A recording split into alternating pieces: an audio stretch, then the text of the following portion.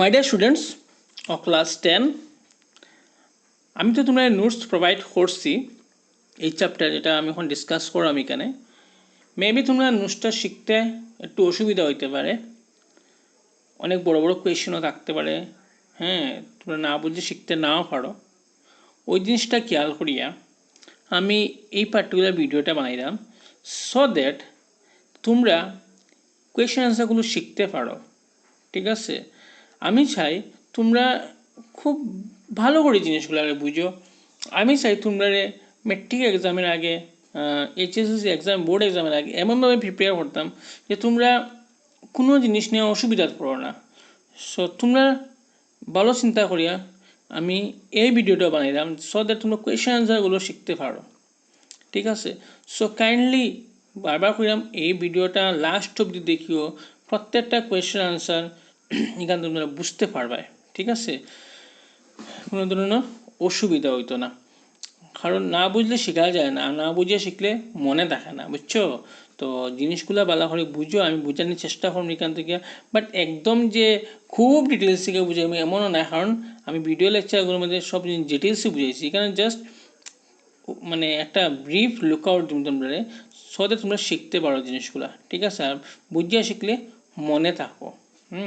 তোমরা যেহেতু আমি তোমরা গ্রুপে হয়েছি শেখা শুরু করে দাও। দেখো সময় নাই, জুন মাস অলরেডি গেছে গিয়া, জুলাই থেকে তোমরা গণিয়া দেখো 7 মাস আছে মেট্রিক এক্সামের লাগিয়া। এক্সামটা সময় মতো হইব দেখবাই। যদি মেবি নেক্সট মান্থ 3 মান্থস পরে দেখবাই করোনার লাগে আমরা নিজে সার্ভাইভ করতে লাগবো, করোনা নিয়ে সার্ভাইভ করতে লাগবো। অলরেডি WHO অনেক আগে হয়ে সরছে যে learn to live with corona, কারণ করোনা আমরা মেবি সোসাইটিতে গিয়া এত তাড়াতাড়ি যেত না। এটা আমরা সামনের সঙ্গেই থাকবো। তো ওইটার লাগিয়া এটা ভাবি না যে মেট্রিক এক্সাম পিছিয়ে যাব গিয়া পড়তাম না। আমি বারবার কইলাম পড়াশোনা তোমরা কন্টিনিউ রাখো, আর পরীক্ষার সময় আই যাব তোমরা মানে তখন কিন্তু হয়ে যাবে হতভম্ব হয়ে যাবে গিয়া কী করতাম কিনা। ওই কারণে কই যে আমি বুঝলাম শিখো, আমি তোমরা সাহায্য করলাম, আমার যতটুকু মানে আমি পারলাম অতটুকু সাহায্য করলাম। ঠিক আছে, সো দেখো প্রথম কোয়েশ্চেনটা, তোমরা কোয়েশ্চেনগুলো বুঝলে শিখতে পারবে আর শেখা শুরু করে দাও, সময় নষ্ট করিও না। বারবার করলাম সময় নষ্ট করিও না, টাইম ইজ ভেরি প্রিশিয়াস। আমি আমার 10 ইয়ার এক্সপিরিয়েন্স থেকে 10 বছরের এক্সপিরিয়েন্স থেকে কইলাম, যারা ভালো রেজাল্ট করে তারা আগের থেকেই পড়াশোনা করে। যে লাস্টে পূজার পরে পড়াশোনা করবো এখন জমায় রাখবো না। বালা ছাত্ররা মানে যারা অ্যাটেন্টিভ স্টুডেন্ট, যারা ভালো রেজাল্ট করে তারা সবসময়ই পড়াশোনা নিয়ে ব্যস্ত থাকে। যে কোনো সিচুয়েশন হোক, এটা আমরা দেখার কথা নয়। অ্যাডভার্স সিচুয়েশন আছে, সেই অ্যাডভার্সিটির মধ্যে তোমরা অপরচুনিটি খুঁজে বাইর করো। এখন সিচুয়েশন যেভাবে সিচুয়েশন হোক, মানে সিচুয়েশন তোমরা কন্ট্রোলে নাই। বারবার করে আমি সব স্টুডেন্টরা এটা কই, আমরা চারপাশের সিচুয়েশন যেটা এটা আমরা কন্ট্রোলে নাই, এটা আমরা ইচ্ছা মতো হয় না, কিন্তু সেই সিচুয়েশনের মধ্যে কীভাবে নিজেরা তুমি হ্যান্ডেল করবে, সেই সিচুয়েশনের মধ্যে তুমি কীভাবে কোপ আপ করে উঠবে, এটা তোমার হাতে আছে। কিন্তু সিচুয়েশন তোমার হাতে নাই, কিন্তু সেই সিচুয়েশনের মধ্যে তুমি তোমার বেস্ট কীরকম দিবে এটা তোমার হাতে আছে। ঠিক আছে, এখন সিচুয়েশন খারাপ এটা আমরা দেখে লাভ নেই, তো এই সিচুয়েশনের মধ্যে আমরা বেস্ট কীভাবে করতাম ওইটা আমরা চিন্তা করতে লাগবো। ঠিক আছে, যারা প্রি প্ল্যান করে তারাও সাকসেসফুল হয়, আর যারা প্রি প্ল্যান করে না তারা লাইফে সাকসেসফুল হয় না। ঠিক আছে, চলো তো শুরু করা যাক। দেখো এখানে কোয়েশ্চেনটা খুব simple question. If a trait exists in 10% population of an asexual reproducing species and a trait B exists in 60% of the same population, which trait is likely to have arisen earlier? হয়েছে যে একটা পপুলেশনের মধ্যে 10% পপুলেশনের মধ্যে একটা trade exist করে আর একটা trade 60% পপুলেশনের মধ্যে exist করে, তো এখানের মধ্যে কোন ট্রেডটা আগে আইছে? তো অবভিয়াসলি একটা জিনিস মনে করবে, যেহেতু 60% একটা ট্রেড পপুলেশনের মধ্যে এক্সিস্ট করে অবভিয়াসলি সে আগে আইছে, ওই কারণে সবের মধ্যে এক্সিস্ট করে। আর 10% একটা ট্রেড মানে একটা ক্যারেক্টার যেহেতু একটা পপুলেশনের মধ্যে দেখা যায়, তো সেই ট্রেডটা নতুন আইছে, কারণ ওই কারণে সবের মধ্যে সেটা কোনো স্প্রেড করছে না। ঠিক আছে, তো এখান থেকে সিম্পল তোমরা বুঝে লইছো জিনিসটা। কোয়েশ্চেন আনসার এখানে একটু লম্বা করে দেওয়ার কারণ প্রত্যেকটা কোয়েশ্চেন আমি একটু লেন্দি করে দিছি, কারণ যদি বেশি মার্কের এক্সামে আই যায় তখন তোমরা কম লেখে আইতে না। ঠিক আছে, তো সময় এখনো আছে, শিখলে আমরা পারবো। আর শেখার পরে একটা কাজ যেটা করতে লাগে রিভিশন, আমরা শিখিয়া রাখি দেই, রিভিশন করতে আমরা খুব বেশি অসুবিধা হয়। রিভিশন না করলে আমরা অনেক শেখা জিনিসও বলবো, আর একটু কষ্ট করে রিভিশন যদি আমরা উইকলি করি কোনো একটা চ্যাপ্টার, তো আমরা বলতামও না, আর আমরা কনফিডেন্স সবসময় থাকবো। ঠিক আছে, তো এখানে লেখার মধ্যে in asexual reproduction the reproduce cells produce a copy of their DNA through chemical reaction or simply division. যেহেতু এখানে অ্যাসেক্সুয়ালের কথা হওয়ার, অ্যাসেক্সুয়াল রিপ্রোডিউসিং অর্গানিজমের কথা হওয়ার, দেখো এখানে অ্যাসেক্সুয়াল রিপ্রোডিউসিং সেক্সুয়াল মানে অ্যাসেক্সুয়াল রিপ্রোডিউসিং স্পিসিসের কথা হওয়ার। তো অ্যাসেক্সুয়াল আমরা জানি there is no fusion of gametes, এখানে গ্যামেটসের কোনো ফিউশন নাই, এটা সিম্পল সেল ডিভিশনই মানে তারা রিপ্রোডাকশন। সো এখানের মধ্যে প্যারেন্ট ডিএনএ আর অফস্প্রিং ডিএনএর মধ্যে বেশি ভেরিয়েশন থাকতো না, খুব কম ভেরিয়েশন থাকবো। ঠিক আছে, it is easily observed in the figure that in asexual reproduction few variations are allowed. Asexual reproduction মধ্যে ভেরিয়েশনটা কম পাওয়া যায়। হ্যাঁ, ভেরিয়েশন তো হয় বাট কম, বিকজ তার মধ্যে ভেরিয়েশন কীরকম হয়, ডিএনএ মিউটেশন হইয়া চেঞ্জ হইয়া ডিএনএ বা কমপ্লিট কপি না হইলো, ওই কারণে একটু একটু ভেরিয়েশনস হয়। Only 10% population, therefore if a trait is present in 10% population, it is more likely that have arisen recently. However, it can be concluded that the trait be existing 60% of the same population has arisen earlier.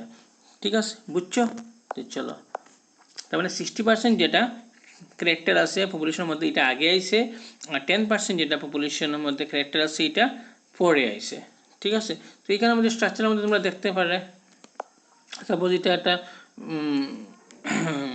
Bacteria, তার মধ্যে তার তো দুইটা bacteria হয়েছে, তার মধ্যে মোটামুটি একটা ভেরিয়েশনস আছে, এটা গ্রিন হেড, এটা রেড, এটা গ্রিন, তো তার মধ্যে একটু একটু ভেরিয়েশনস হয় এভরি জেনারেশন, তার মধ্যে একটু একটু ভেরিয়েশনস হয় ইন কেস অফ ব্যাকটেরিয়া বা অ্যাসেক্সুয়াল রিপ্রোডিউসিং অর্গানিজম। ঠিক আছে, বুঝছো? তো নেক্সট কোয়েশ্চনে যাই গিয়ে আমরা, how does creation in variation in species promote survival. দেখো আমি আমার আগে ভিডিওগুলো যখন তৈরি করছি ওইগুলোর মধ্যে আমি খুব সুন্দর করে বুঝিয়েছি যে ভেরিয়েশনে কোনো কোনো সময় একটা স্পিসিসে সার্ভাইভ করতে সাহায্য করে, আবার সেই ভেরিয়েশনে কোনো কোনো স্পিসিসে মানে মানে সার্ভাইভ করতে সাহায্য করে না। ইনফ্যাক্ট সেই ভেরিয়েশনটা লস হয়ে যায়, হার্মফুল হয়ে যায় সেই পার্টিকুলার অর্গানিজমের লাগিয়া। তো আমরা red betel and green betel দিয়ে দেখছি যে একটা বিটেল সাপোজ গ্রিন কালার, ওইটাতে দুইটা ভেরিয়েশনে একটা রেড বিটেল হয়েছে, একটা গ্রিন বিটেল হয়েছে।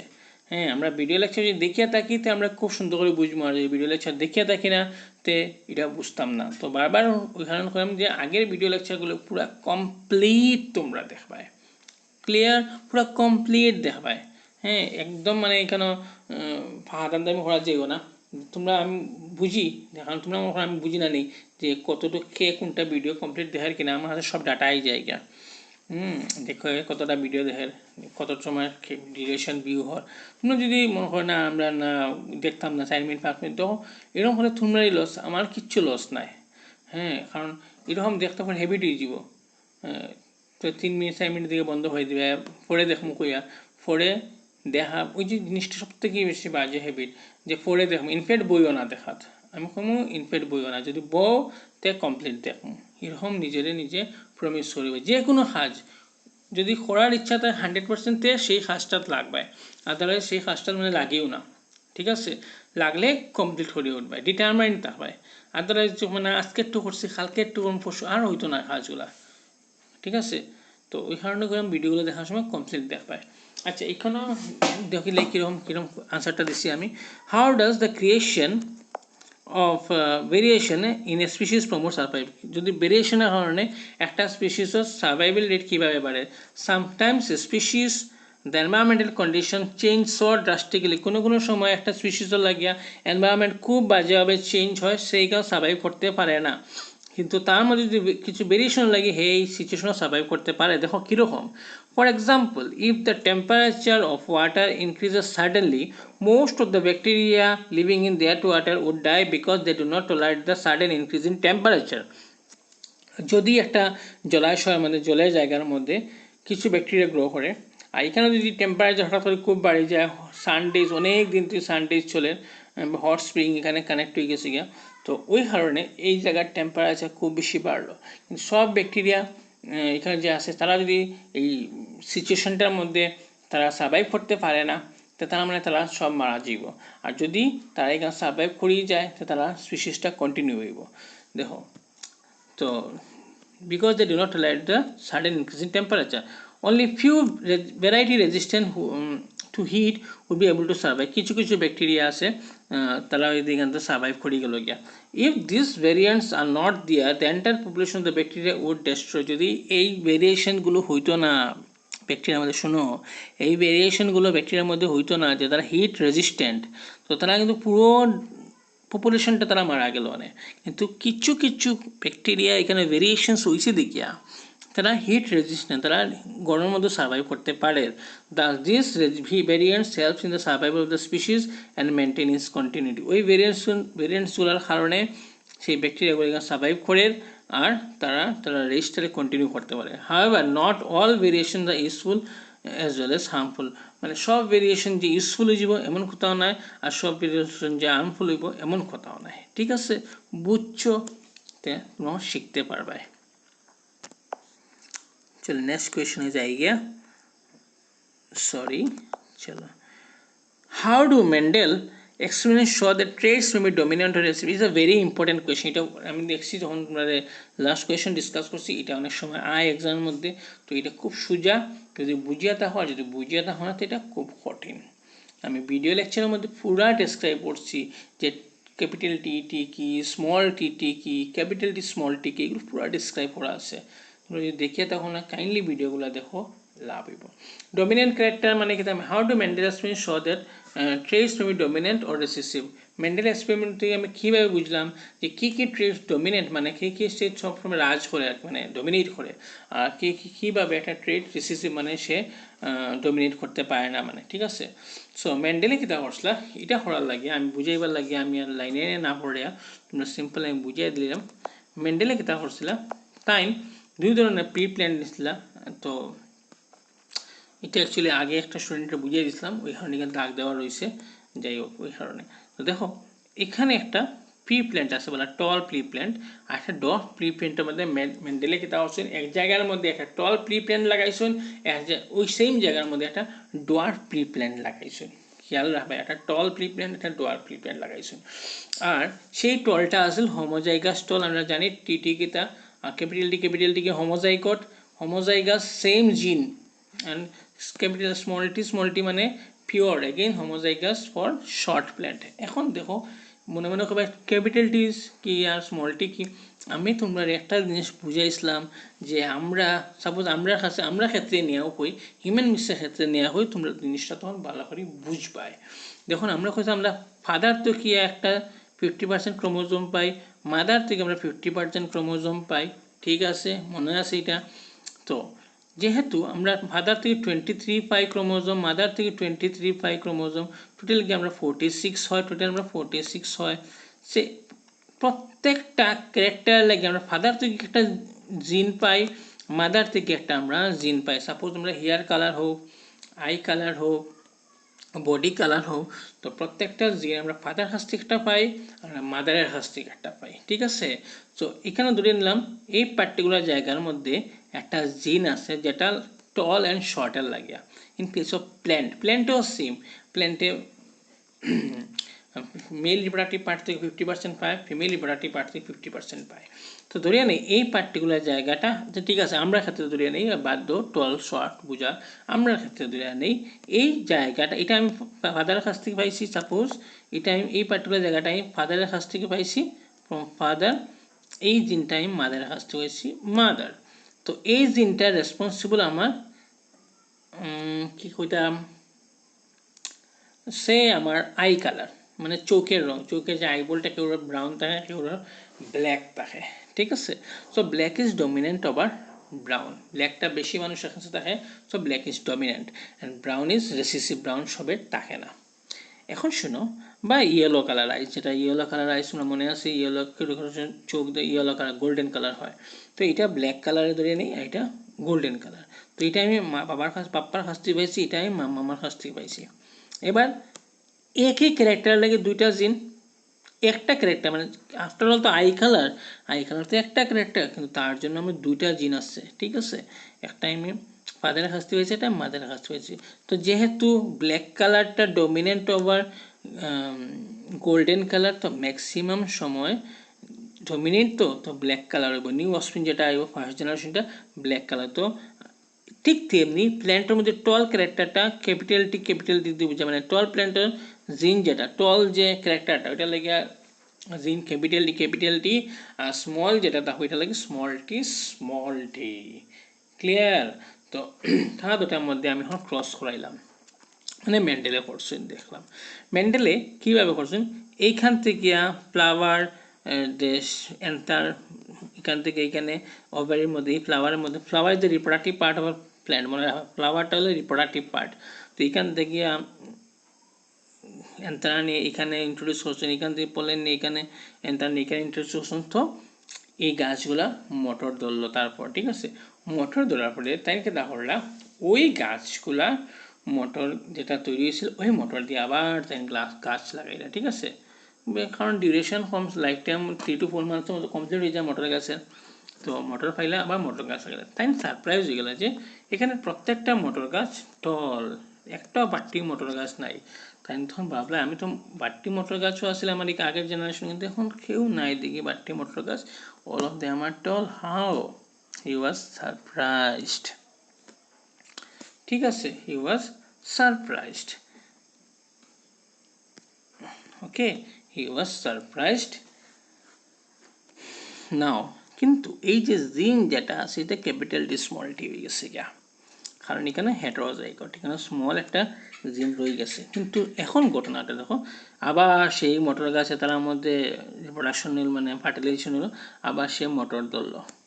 এই মোটর যখন তিনি আবার লাগাইলা, তাই কিতা লাগাইছিলা, এখন মোটর গাছ যেগুলো এগুলো ক্যাপিটাল ডি স্মল টি আর ক্যাপিটাল ডি স্মল টির মধ্যে মোটর গাছগুলো মোটর দিয়ে লাগাই। এখন তাই লাগিতা যে চাইলে নিচে গেলে বুঝবো জিনিসগুলো, দেখো হ্যাঁ, তখন আমি তখন ক্রস কেটা হলো ক্যাপিটাল ডি স্মল টির মধ্যে ক্রস হলো, তাই দেখলা কিতা ক্যাপিটাল ডি স্মল টি আবার স্মল টি। তার মানে একটা গাছ, out of every 4 plant 1 plant is dwarf and 3 plants are tall. তো মানে এটা যেটা আগে রিসেসিভ আসলে কেন এখন এটা এক্সপ্রেস হয়েছে। তো বুঝছো, রিসেসিভ ক্যারেক্টারগুলো যেগুলো সবসময় এক্সপ্রেস হইতে পারে না, যদি এটা কেন ক্যাপিটালটি তাকে যেত দেখে তো হলো না, এখানে ডোয়ার্ফ হইল না, নে টল হয়ে গেল নে। সো কোয়েশ্চনটা কিতা আসছিল দেখি একবার, how do Mendelian show that traits may be dominant or recessive? যদি ডমিনেন্ট জিন থাকে সে অবভিয়াসলি ডমিনেন্ট ক্যারেক্টার শো করবো, আদারওয়াইজ সে রিসেসিভ ক্যারেক্টার শো করবো। বুঝছো? চলো, তো এটা পড়লে বুঝো F1 generation first generation, F2 মানে সেকেন্ড জেনারেশন। তো তোমরা এটা পড়লেও বুঝবে, আমি এখানে ডিসকাস করলাম না, ভিডিও দেখলে তো অবভিয়াসলি কারণ ডিসকাস করতে বুঝবে। চলো নেক্সট কি আছে, how do mental estimate show the traits are inherited independently. তো ক্যারেক্টারসগুলো কেউ ডিপেন্ড করে না, প্রত্যেকটা ক্যারেক্টার লাগে তার একটা অ্যাসোসিয়েটেড জিন আছে, আর সেই জিনগুলা যদি ডমিনেন্ট হয় তো এক্সপ্রেস করবো, আর যদি ডমিনেন্ট হয় না তাহলে রিপ্রেস করবো, মানে রিসেসিভ হয়ে যাবো। আর যদি কোনো ডমিনেন্ট জিন থাকে না তখন রিপ্রেস জিনগুলো ক্যারেক্টার শো করবো। আমি ভিডিও লেকচারে ফেনোটাইপিক ক্যারেক্টার কইছি, জেনোটাইপিক ক্যারেক্টার বুঝিয়ে দিছি, ঠিক আছে। আচ্ছা চলো, এটার মধ্যে দেখো মেন্ডেলে কেটা করছি কারণ মেন্ডেলে আমি আগে দেখছি মেন্ডেলে একটা ক্যারেক্টার নিয়ে কথা বলছেন, একটা ক্যারেক্টার হলো টল প্ল্যান্টস অ্যান্ড ডোয়ার্ফ প্ল্যান্টস। এখানে মেন্ডেলে দুইটা ক্যারেক্টার নিয়ে কথা বলছেন, মোটর আবার মোটর মানে আমরা পি প্ল্যান্ট যেটা হয়, মোটর দুই ধরনের জেনারেলি হয়, একটা দেখা মোটর রাউন্ড ইয়েলো মানে গুল, আবার ইয়েলো কালার, আর একটা মোটরের মধ্যে এখন রিঙ্কলড রাউন্ড গ্রিন, রাউন্ড থাকবো গ্রিন থাকবো, আর মানে গ্রিন কালার থাকবো, পুরা উপর প্লেন থাকবো রাউন্ড গ্রিন। আরটা দেখলাম রাউন্ড ইয়েলো, সরি রিঙ্কল মানে কুচকুচ খাই যে মোটরগুলোর উপর, আর সেই ইয়েলো থাকবো। তো এখানে দুইটা ক্যারেক্টার লইছেন, তাই একটা রাউন্ড আর রিঙ্কলড, গ্রিন ইয়েলো, দুইটা ক্যারেক্টার নিচ্ছেন জানি। একটা রাউন্ড, একটা রিঙ্কেল, একটা গ্রিন, একটা ইয়েলো, দুইটাকে একটা কালার নিছেন আর একটা শেপ নিছেন। তাই দুইটা ক্রস করাইছেন। তো দেখলাম কিতা Mendel cross pea plants having round green seeds, round yellow and দেখো এখানে রাউন্ডটা ডমিনেন্ট, আর আরটা ডমিনেন্ট দেখাই নি তোমরা। ইয়ার R R is a dominant and W Y Y মানে গ্রিন হইব। তাহলে যদি এরকম থাকে আর আর ওয়াই ওয়াই থাকে, in that case round yellow হইব, মোটরটা রাউন্ড ইয়েলো হইব। কারণ এখানে round dominant, R dominant, round dominant, এখানে yellow colour dominant, yellow colour dominant, round yellow হইব। ঠিক আছে, তারপরে দেখি এটা বলছেন since the F1 plants are formed after crossing the plants having the seeds the F1 generation. However, as we know that yellow seed color and round seeds are the dominant character, yellow seed color yellow seed color and round seeds are dominant, then F1 plants have the ratio, and then F1 progeny of self-pollinated, F2 progeny মানে F1 generation first generation, F2 মানে second generation। তারা কীভাবে তৈরি করবো 9:3:3:1, এটা diagram দেখলে বুঝবে না, বুঝতে না, চলো ডায়াগ্রামে যাই গিয়া। চলো ডায়াগ্রাম খুব খেয়াল করে দেখো তো বুঝবে না, বুঝতে না। সাপোজ ক্যারেক্টারগুলো কি দেখুন,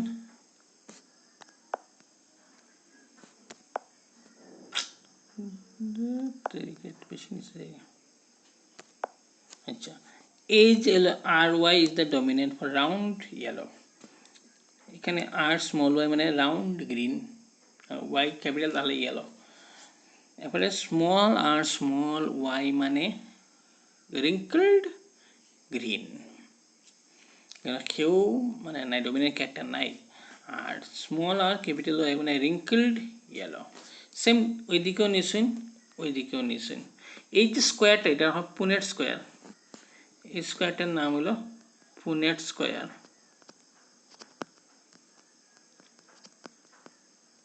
স্কোয়ার সাজানো এটা পুনেট স্কোয়ার হয়েছে, ঠিক আছে, এরকম কিছু না। তো ক্রস করার পরে দেখছেন যে 9:3:3:1 কেমনে এলো তখন, এটা হলো ফেনোটাইপিক রেশিও, মানে যেটা বাইরেতে দেখা যায় ফেনোটাইপিক রেশিও, ফেনোটাইপিক রেশিও মানে ক্যারেক্টারটা বাইরেতে দেখা যায়, এটা ফেনোটাইপিক রেশিও হয়। দেখো আমি একটা জিনিস বুঝো তো তোর ওয়েল গুড। আমার যেটা ধারণা যে ক্লাস 10 এটা তোমরা কেউ বুঝায় তো না, সিম্পল আমি কইলাম, তোমরা ক্লাস 10 তোমরা তো অবভিয়াসলি তোমরা স্যার আছে, তোমরা এগুলো কেউ জিনিস অত ডিটেলস কেউ বুঝেই তো না তোমরা। কারণ সবাই জানে যে ডিটেলসে বুঝাইলে তো কমপ্লেক্সন ক্রিয়েট হইব, স্টুডেন্টরা তো কোয়েশন করা স্টার্ট করে দিব। তো ওই ধরনের ম্যাক্সিমাম টিচাররা ওইগুলো ক্লাস 10 লেভেল এগুলো বোঝানো যায় না। আর তোমরার মধ্যে একটা কনফিউশন স্টার্ট হয়ে যায়, কোয়েরি স্টার্ট হয়ে যায় জানা লাগে। Yes, this query is very important, very important. আমরা ক্লাস সায়েন্সে গিয়ে যখন পড়বে 11-12 তো এগুলো লাগবো। তো কোয়েরিটা ডেভেলপ করা খুব বেশি ইম্পর্টেন্ট, ঠিক আছে। ওই কারণে আমি এগুলো বুঝিয়ে দিলাম। 9:3:1 মানে ফেনোটাইপিক রেশিও, যেটা বাইরে থেকে এক্সপ্রেস করে, যেমন কেউ বাইরেতে পরিষ্কার, এটা তার ফেনোটাইপিক রেশিও। তার লাগে জিন রেসপন্সিবল, যে জিনের লাগি হ্যাঁ পরিষ্কার হয়, এটা তার জেনোটাইপ। হ্যাঁ বাইরে থেকে পরিষ্কার হওয়ার, এটা তার ফেনোটাইপ। ভিতর থেকে যে জিনটা আছে যেটা রেসপন্সিবল হ্যাঁ পরিষ্কার, এটা হলো তার জেনোটাইপ, ঠিক আছে। তো এই যে আর ওয়াই এটা তার জেনোটাইপ, আর বাইরে যে কালার যে চেঞ্জ হয় এটা হলো তার ফেনোটাইপ। সো দেখো এই দুইটা যখন ক্রস করলো তৈরি হলো আর ওয়াই। তো ইট ইজ রাউন্ড হইব, ইয়েলো হইব, কারণ দুটা ডমিনেন্ট আছে। এখানে দেখো আর ক্যাপিটাল আর যেখানে থাকবো এটা রাউন্ড হইব, মনে রাখবে ক্যাপিটাল আর আছে রাউন্ড হইব, ক্যাপিটাল ওয়াই আছে ইয়েলো হইব, আর কোনো কথা নাই, শেষ। তো এইভাবে দেখো এখানে একটা দুইটা 3টা 4টা 5টা 6টা 7টা 8টা 9টা, তো ইট ইজ 9, মানে 9টা রাউন্ড ইয়েলো হইব। তারপরে দেখো এখানে আর আর আছে ক্যাপিটাল, আর আছে মানে রাউন্ড হইব কিন্তু গ্রিন, একটা তো ক্যাপিটাল ওয়াই নাই, তো রাউন্ড গ্রিন এটাই 3। দেন আর একটা দেখো এখানে একটাও কিন্তু রাউন্ড নাই, স্মল আর, এখানেও স্মল আর, এখানেও স্মল আর, এখানেও স্মল আর, তো একটাও রাউন্ড নাই, মানে ওয়াই আছে বাট ইয়েলো। তো দিস ইজ 3, 9টা পাইলাম, দেন 3টা পাইলাম, দেন আর 3টা পাইলাম, 9:3:3:1। এক বেচারা দেখো সে না রাউন্ড না yellow, this is call 9:3:3:1। Clear, বুঝছো? ওকে, এখন তোমরা শিখতে পারবে I think.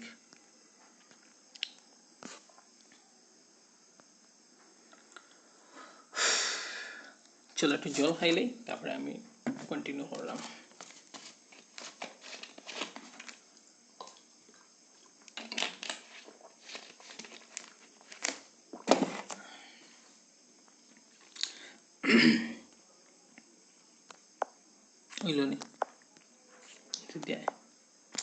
Next question, a man with blood group A marries a woman with blood group O and their daughter has blood group O. একটা মানুষ, ছেলে পুরুষ মানুষ, সে ব্লাড গ্রুপ এ, সে বিয়া করলো একটা ফিমেল, অবভিয়াসলি ফিমেলই করবো বিয়া, নো ডাউট। দেন সে ব্লাড গ্রুপ ও, কিন্তু বাচ্চা যে জন্ম হয়েছে, ডটার যে জন্ম হয়েছে, সে ব্লাড গ্রুপ ও। এখন এখান থেকে হওয়া জীবনী যে কোন ব্লাড গ্রুপটা ডমিনেন্ট আর কোনটা না। দেখো আমরা ব্লাড গ্রুপ জেনারেলি কয়টা টাইপ আছে, ব্লাড গ্রুপ মধ্যে 3টা টাইপ আছে, হলো এ, বি, ও, আবার এ বিও আছে। এ বি না আমরা ধরি না, তো এই 3টা হলো না blood group. A is dominant, B is also dominant, O is also dominant.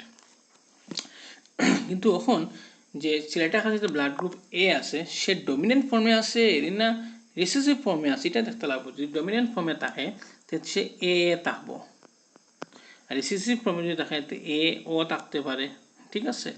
So মানে এটা পুরো ডমিনেন্ট, মানে এটা পিওর না, এটা ইমপিওর, মানে হোমোজাইগোট না হেটেরোজাইগোট। এটা কিন্তু homozygote, homozygote is more powerful. তখন মেয়ের কাছে যে ব্লাড গ্রুপ আছে, যে মেয়েটের মানে ওমেন, সে ব্লাড গ্রুপ যদি ও হইতে পারে মিনস ডমিনেন্ট, তো ইন দ্যাট কেস এ ও যদি থাকে তো অবভিয়াসলি মিট করলে ব্লাড গ্রুপ হইব ডটারের ও হইব, কোনো কনফিউশন নাই। সো এই যে পার্টিকুলার ইনফরমেশন আমার কাছে আছে, ইট ইজ নট সাফিসিয়েন্ট তে ব্লাড গ্রুপ এটা কি এ আসিল না এ ও আসিল। কোয়েশ্চনটা কি আছে, they is this information is enough to tell you which the traits blood groups A or O is কোনটা ডমিনেন্ট। আমি এক্স্যাক্টলি হইতে পারতাম না, এত কম ইনফরমেশন, কারণ মানে প্যারেন্টস তো ডাইরেক্টলি ব্লাড গ্রুপ দিয়ে আমি কইতে পারতাম না যে ব্লাড গ্রুপটা কী হইতে পারে, ডমিনেন্ট হয়েছে, কারণ প্যারেন্টসের লাগে আমরা grand parents related, grand parents হলাম ফাদার রিলেটেড, সেখান থেকে ব্লাড গ্রুপটা কীভাবে হয়ে আর এটার উপর ডিপেন্ড করবো। এটা একটা স্টাডি আছে, এটার আমরা হয় পেডিগ্রি অ্যানালাইসিস, তোমরা ক্লাস 12 গেলে পাইবা যে পেডিগ্রি অ্যানালাইসিস কী। এটাতে আমরা কইতে পারবো, যদি আমরা 2-3টা জেনারেশন জানি যে ব্লাড গ্রুপ কি both from the father and both from the mother, তো আমরা ডেফিনেটলি হইতে পারবো যে ছেলে হইলে কি ব্লাড গ্রুপ হইব আর মেয়ে হইলে কি ব্লাড গ্রুপ হইব, বুঝছো। It is called pedigree analysis, but we need to know the previous generation, আগের জেনারেশন আমরা জানতে লাগবে, তাই আমরা হইতে পারবো। তো ঠিক আছে, বুঝছো। তো how sexy determined in human beings, একদম ইজি, একদম ইজি। তো এটা আমি অনেক ভালো করে ভিডিওগুলো বুঝেছি, যারা ভিডিও দেখছো না তারা লাগে একটু কমপ্লেক্স লাগবো, যারা দেখছো তো ওয়েল অ্যান্ড গুড। তো আমি এখানে যেলাম না, দেখো আমি সিম্পলি খুঁজে দিই। ইন হিউম্যান বিংসের ক্ষেত্রে female have X2 X chromosome, 2টা X ক্রোমোজোম থাকে, ফিমেল হচ্ছে XX থাকে, মানে 22 প্লাস XS ইকুয়াল টু 23। আমি জানি গ্যামেটসের মধ্যে হ্যাপ্লয়েড ফর্মে থাকে chromosome 22 plus XS, that is 23, and মেলের ক্ষেত্রে কি থাকে 22X একটা ফর্মেটে থাকে, আরেকটা থাকে 22Y ফর্মেটে থাকে, ঠিক আছে। দুইটা ফর্মেটে মেলের কাছে থাকে, ফিমেলের কাছে একটা ফর্মেটে থাকে 22 plus XX। Therefore, female have XX chromosome and the male have XY chromosome. The gametes মানে the germ cells that is introduced for fertilization, যে germ cell একটা আটারে মেল germ cell যেটা মেল gamete যেটা ফিমেলে ফার্টিলাইজ করে, it is called germ cell, or you can simply say gametes. This can simply say gametes. সেই gametes এর মধ্যে তোমরা দেখবা যদি the male gamete having Act 22, তো এটা আমরা একটু কইছি have 22 autosomes, either X or Y থাকতে পারে, মেলের হাতে 22 প্লাস X হইতে পারে, 22 প্লাস Y হইতে পারে।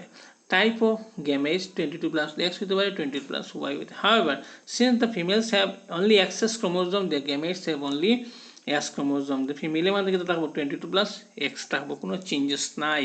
The mother provides only X chromosome, mother সবসময় X chromosome প্রোভাইড করে। It is the father যদি 22 plus X যায়, 22 plus X bearing, suppose this is a sperm cell and this is the ovum, অবাংশ মানে সবসময় 22 plus x, sperm মানে 22 plus x হইতে পারে, 22 plus Y হইতে পারে।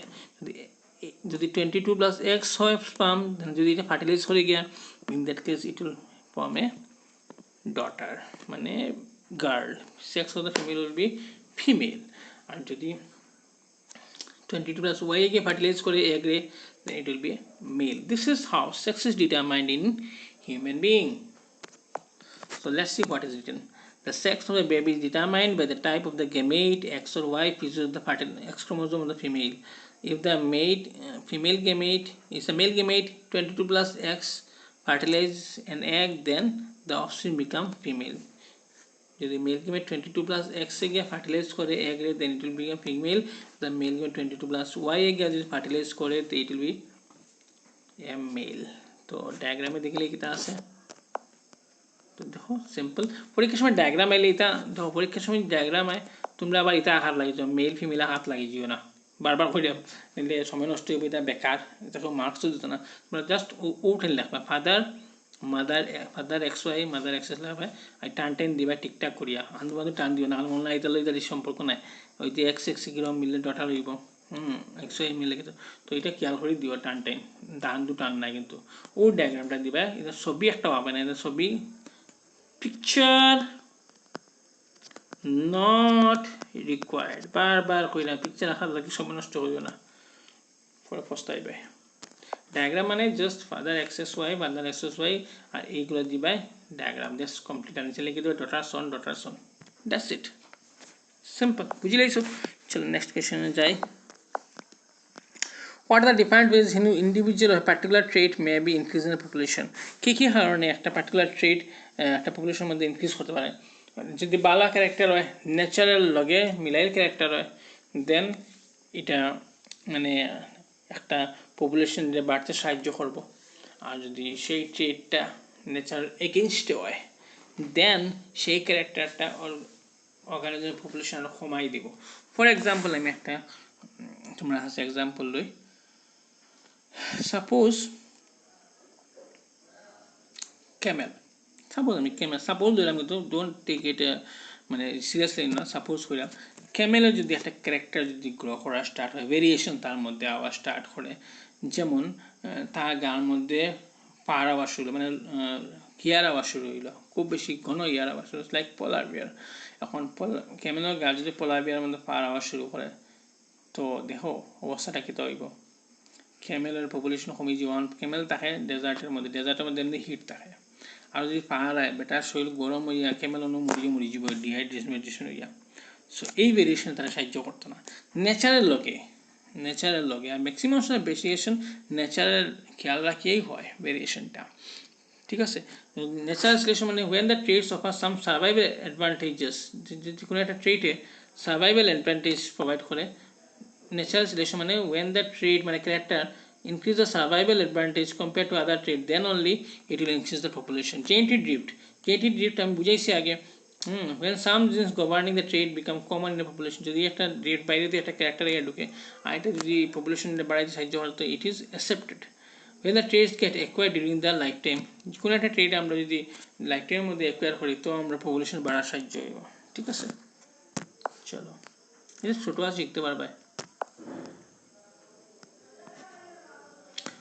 Why are the traits acquired during the lifetime of an individual not inherited? আমি আগে বলছি যে ট্রেট যেটা আমরা লাইফ টাইমের মধ্যে অ্যাচিভ করবো, এটা আমরা কোনো সময় নেক্সট জেনারেশনে যেত না। ফর এক্সাম্পল কেউ ডক্টর হয়েছে, ইট ডাজন্ট মিন দ্যাট তার ছেলে আমি ডক্টর হয়ে যাবো অটোমেটিক্যালি, না। কারণ ডক্টর যে সে হয়েছে এটা একটা অ্যাকোয়ার্ড ক্যারেক্টার, ইঞ্জিনিয়ার হয়েছে এটা একটা অ্যাকোয়ার্ড ক্যারেক্টার, সে নলেজ অ্যাটেন্ড করছে একটা মানুষের, তা এটা acquired character. It doesn't mean that parents to অপশনের মধ্যে সেই অ্যাকোয়ার্ড ক্যারেক্টারগুলো যাইব, কারণ অ্যাকোয়ার্ড ক্যারেক্টার আমার সোমাটিক সেলসের মধ্যে, আমার ব্রেন সেলসের মধ্যে, যেটা আমার রিপ্রোডাক্টিভ সেলসের মধ্যে হয় না। So it is not inherited. কারণ অ্যাকোয়ার্ড ট্রেটসগুলো আমরা লাইফ টাইমের মধ্যে অ্যাচিভ করি, এটা আমরা কোনো সময় প্যারেন্টস থেকে অফস্প্রিংয়ের কাছে যায় না, ঠিক আছে, বুঝলেইছো। ওকে, এটা কিন্তু ইম্পর্টেন্ট কোয়েশ্চেন, এটা পরীক্ষা দেওয়ার সময় আয় দেখছো, ইম্পর্টেন্ট কোয়েশ্চেন, 1 মার্ক পেয়ে যেতে পারে। Why are small numbers of surviving tigers a cause of worry for the point of view of genetics? কারণ যেহেতু টাইগার পপুলেশন দিন প্রতিদিন কমিয়া যায়, আমরা কেন এত চিন্তা করলাম? এটা বহুত বড় লজিক আছে এটার পিছনে, কারণ যে কোনো টাইগার পপুলেশন কমবো, সে একটা জায়গার মধ্যে 25টা টাইগার্স আছে, মেবি আগে কেন 100 টাইগার আছে, because of hunting and poaching. তো টাইগারের পপুলেশন দিন প্রতিদিন কমিয়ে আইলো, মানে টাইগারের পপুলেশন দিন প্রতিদিন কমিয়ে আয়। তো কেতে হইব, তার মধ্যে যে মেটিং যখন হইব মেল ফিমেলের মধ্যে, সাপোজ 25 টাইগারের মধ্যে মেটিং যদি হয়, তো অবভিয়াসলি ঘুরি ফিরিয়ে একটাই মেল থাকবো, 2-3টা মেল থাকবো, 2-3টা ফিমেলের মধ্যে মেটিং হইব। ইন দ্যাট কেস তার মধ্যে জেনেটিক ভেরিয়েশনগুলো খুব কম হইব, তার মধ্যে সেম জিনোমিক সিমিলারিটি হয়ে যাব গিয়া, জিন সিকুয়েন্সের সিমিলারিটি হয়ে যাব। ইন দ্যাট তার মধ্যে ভেরিয়েশনস কম হইব, আর ভেরিয়েশনস কম হইলে অনেক প্রবলেম আছে, সার্ভাইভাল রেট কমে যায় গিয়া। ফর এক্সাম্পল যদি আমি কই তোমরা পোলট্রি চিকেন নেবে, পোলট্রি চিকেনের মধ্যে তোমরা দেখবে তার মধ্যে দে আর ক্লোন অফ ইচ আদার, মানে তারা ডিএনএর মধ্যে কোনো ধরনের চেঞ্জেস থাকে না। ওই কারণে দেখবে তারা যদি একটা বার্ডের অসুখ হয়, একটা ফ্লু হয়, সবটি ফ্লু এক তাড়াতাড়ি হয়ে যায় গিয়া, মানে তার মধ্যে জেনেটিক চেঞ্জেস নাই। তো ওই কারণে তার মধ্যে সব একসাথে অসুস্থ হয়ে যায় গিয়া, ঠিক আছে। আর লোকাল চিকেনের মধ্যে দেখো একটা অসুখ হয়েছে, অটো অসুখ হয়, বাকি কিন্তু অসুখ হয়েছে না, এখন তাহলে কি হলো, তার মধ্যে জেনেটিক ভেরিয়েশনস খুব বেশি। তো জেনেটিক ভেরিয়েশনে যদি বেশি থাকে তাহলে আমরা সার্ভাইভাল রেট চান্সেস বাড়িয়ে যাব, ভ্যারাইটি বাড়বো আমরা জিনের মধ্যে। ওই কারণে টাইগার পপুলেশন যদি কমে তার মধ্যে ভেরিয়েশনস থাকতো না, আর ভেরিয়েশনস না তাহলে কোনো একটা ইনফেকশন হইলে সবটি টাইগার খুব সমস্যার মধ্যে মারা যাব। তো এখানে decreasing tiger population is be alarming to us, ঠিক আছে। নেক্সট কোয়েশ্চন দেখো, what factor could rise to the rise of a new species, natural selection, genetic acquisition, new traits during the lifetime of an individual can give rise to a new species। তো আমরা speciation পড়ছি, এটা বুঝেই লাগতো না, তোমরা বুঝতে পারো যে 1 মার্কের কোয়েশ্চন শিখতেও পারবে। Will geographical be a major factor in the speciation of a self-phonetic species? Why? এটা আমি অনেকবার স্পেসিয়েশন পুরো একটা বুঝেছি, আর এটা শর্টও আছে, যদি আখের ভিডিওগুলো দেখো সবগুলো আমি ধরে লাইন লাইনে বুঝিয়ে দিতে পারতাম। আর এই ভিডিওগুলো দেখো, স্পেসিয়েশন পড়ো, তারপরে যদি পাও না আমার কইও, ঠিক আছে। বাট আই হোপ তোমরা বুঝতে পারবে, ঠিক আছে। চলো নেক্সট কোয়েশ্চন যাই। সেম কোয়েশ্চন, অ্যাকচুয়ালি স্পেশালি তার সেম, একবার সেক্সুয়ালি অ্যাসেক্সুয়ালি, তো ঠিক আছে। তো আমরা বুঝতে পারবে সেলফ পোলিনেটিং একবার, সরি, আর একবার asexually. Give an example of the characteristics being used to determine how close to species in evolutionary terms. Evolutionary terms এর মধ্যে একটা এক্সাম্পল দিয়ে বুঝিয়ে দিলাম যে দুইটা অর্গানিজম কীভাবে ক্লোজ দিতে পারে।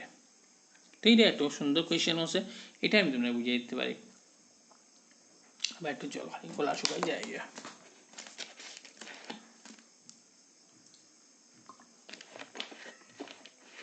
দেখো তোমরা কষ্ট করে বুঝে তোমরা কাইন্ডলি ভিডিওটা দেখিও আর বালা করে বুঝিও, সদের পরীক্ষার সময় কষ্ট করো না তোমরা।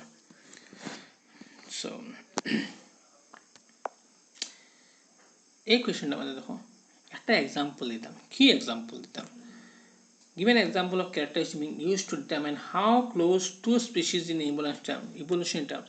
evolutionের মধ্যে কিভাবে দুইটা স্পিসিস আমরা ক্লোজ পাইতে পারি, ওটাই। the presence of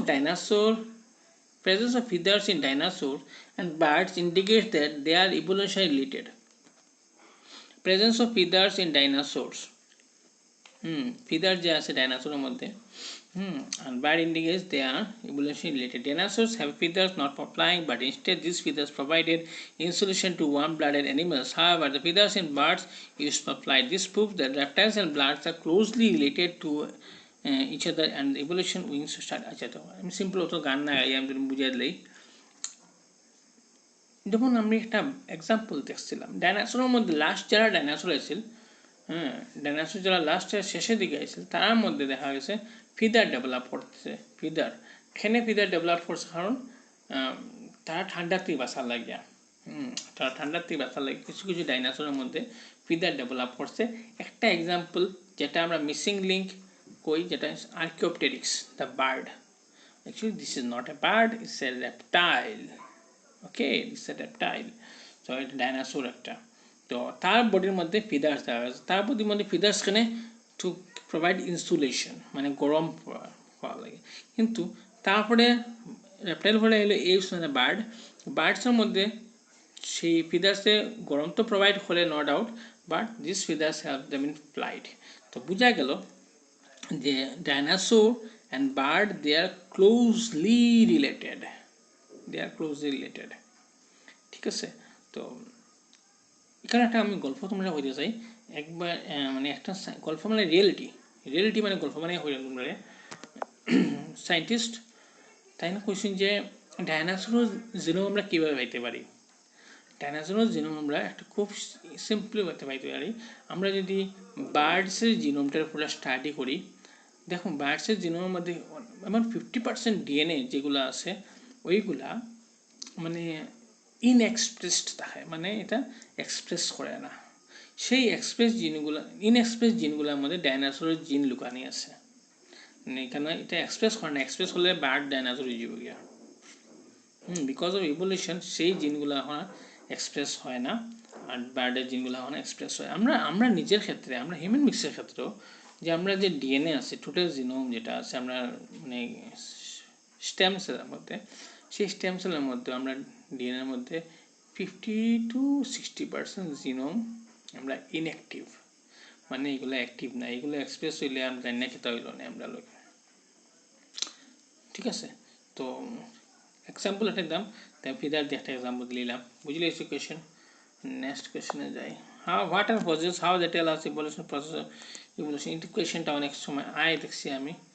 দেখো ফসিলস মানে কি, তা ফসিল আমরা ফসিল বলতে আমরা জীবাশ্ম, মানে যারা পৃথিবীতে অনেক আগে আসলে, যারা বিকজ অফ ভলকানিক ইরাপশন বা কোনো কারণে ন্যাচারাল ক্যালামিটিস তারা ধীরে ধীরে মাটির নিচে গেছে গিয়া। মাটির নিচে গিয়ে তারা সেডিমেন্টারি রক্সের মধ্যে তারা পাওয়া যায়, সেডিমেন্টেশনের মধ্যে মানে মাটির নিচে তারা পাওয়া যায়।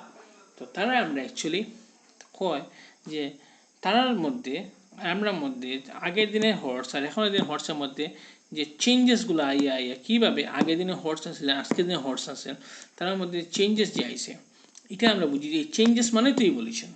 আগের হর্স আর এখনের হর্স, আগের হর্স কিন্তু এত হাইট আসেন না, আগের হর্সের এত হাইট আসেন না, আগের জিরাফের এত হাইট আসেন না। এখন যে ইভলিউশন হয়ে আজকে জিরাফের এত হাইট হয়েছে, আজকে হর্সের এত হাইট হয়েছে। তো আগের ফজিলের লগে এখনও যদি আমি কানেক্ট করে মানে মিলাইতে দেখা গেছে যে কি ধরনের চেঞ্জ হইয়া আজকে আমরা ইভলিউশন হইয়া আজকে আমার মধ্যে চেঞ্জেস আইছে। ইভলিউশন মানে কি, তা changes with respect to time, মানে সময়ের সাথে সাথে যেগুলো চেঞ্জেস ওইগুলো আমরা হই evolution. Fazil as a remain of the organism that once existed, আমি কিন্তু Fazil as a remain of the organism that once existed on the earth, মানে কোন এক সময় তারা পৃথিবীর মধ্যে আসিল। they represent the ancestor of plants and animals, তারা রিপ্রেজেন্ট কিতা করে আমরা ancestor মানে plants and animals represent alive today, আমরা পূর্বজ আমরা বুঝি দে প্রোভাইড এভিডেন্স, মানে সে আমরা সাক্ষী দেয়, প্রোভাইড এভিডেন্স প্রুফ দেয় যে ইয়েস আমরা আগে ওরকম আসলাম। Evolution revealing characteristics of past organism and the changes that have occurred in this organism due to present give rise to, আমরা মধ্যে কি ধরনের চেঞ্জেস আছে ইভলিউশন হতে, এটা আমরা বুঝতে পারি ফসিল দেখলে, ঠিক আছে, বুঝে লাইছো। আচ্ছা, next question, why are human beings look so different from each other in terms of size, color? তো অবভিয়াসলি দেখো একটা সিম্পল কথা হই, হিউম্যান বিংস আমরা চেঞ্জেস হইব কারণ কনসেপ্টটা হলো আমরা সেক্সুয়ালি রিপ্রোডিউসিং অর্গানিজম, আমরা যে নতুন তৈরি হই বিকজ অফ সেক্সুয়াল রিপ্রোডাকশন। আর সেক্সুয়াল রিপ্রোডাকশনের মধ্যে ভেরিয়েশন খুব বেশি হয়, মিওসিস মাইটোসিস বারবার হয়, এখান থেকে ভেরিয়েশনস হয়। সেক্সুয়াল রিপ্রোডাকশনের মধ্যে দুইটা ডিফারেন্ট গ্যামেট ফিউজড হয়, দুইটা ডিফারেন্ট প্যারেন্টস থেকে দুইটা ডিফারেন্ট গ্যামেটস ফিউজ হয়, ওই কারণে আমরা মধ্যে ভেরিয়েশন তো হইব। দেখো এখানে কিতা লেখা আছে, দেখো a species is the group of organisms that are capable of interbreeding among fertile offspring. যদি কোয়েশ্চন আর স্পিসিস পরীক্ষা এখানে লিখতে পারবে, species group of organism that R capable of ইন্টারব্রিডিং to produce fertile offspring, এখানে এতটুকু হলে আনসার আই যাব। What species extra question I যেতে পারে। Skin colour, look, size, a variety of features present in human beings. These features are generally environmental control as well as regulated by the dominant and recessive genes. খালি environmental control না, আমরা colour, body colour, size, looks, এটা আমরা environmental control নাই, সঙ্গে সঙ্গে আমরা dominant and recessive জিনসও আছে। কোনো সময় ছেলে হোক মেয়ে হোক, কোনো সময় বাবার মতো দেখতে হয়, কোনো সময় মার মতো দেখতে হয়, কোনো সময় দাদুর মতো দেখতে হয়। তে মার মতো হয় বাবার মতো হয় দেখতে, এটা কারণ হলো জিনে কন্ট্রোল করছে তারে, as well as the environment. Various human races are formed on these features. However, there is no biological basis to this concept of races. Therefore, all human beings are single species. তো আমরার মধ্যে দেখা হয়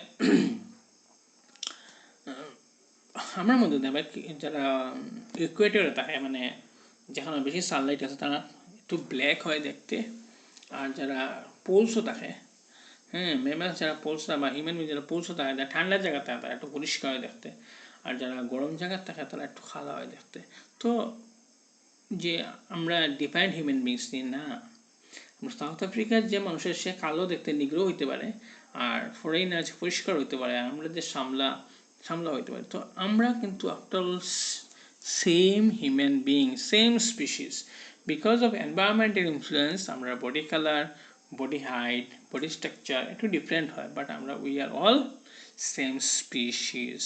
একটা কথা খেয়াল করবে, same species এখন কইরাম, কিন্তু 10,000 ইয়ার্স পরে আমরা মেবি নট সেম স্পিসিস থাকতে পারি, মেবি 20,000 ইয়ার্স পরে আমরা সেম স্পিসিস নাও থাকতে পারি। বিকজ অফ স্পেসিয়েশন ধীরে ধীরে আমরা মধ্যে ইভলিউশনে আমরা চেঞ্জেস হইমু। বারবার একটা কথা হয়, ইভলিউশন এখনও হওয়ার আগেও হয়েছে, এখনও হওয়ার ভবিষ্যতে ইভলিউশন হইব। Evolution is a continuous process, it will continue. ঠিক আছে, continuous process, it will continue, কোনো দিনও শেষ হইতো না।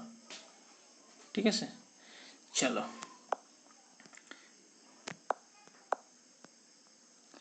In evolution terms, we can say that some bacteria, spider, fish, and chimpanzees have better body design, while one. তো এখন একটা কন্ট্রোভার্সিয়াল কোয়েশ্চেন। আমি যখন তোমরা ভিডিওগুলো করাইছিলাম পার্ট 3 মধ্যে শেষে একটা কইছিলাম যে evolution can not be equate with progress. Evolution and progress same না।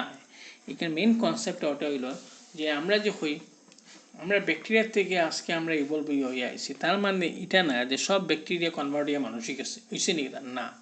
আমরা হই আমরা বান্দর থেকে মানুষ হয়েছে, বানর থেকে মানুষ হয়েছে ধীরে ধীরে, তার মানে এটা না যে সব বানর কনভার্ট হয়ে মানুষ হয়ে গেছে।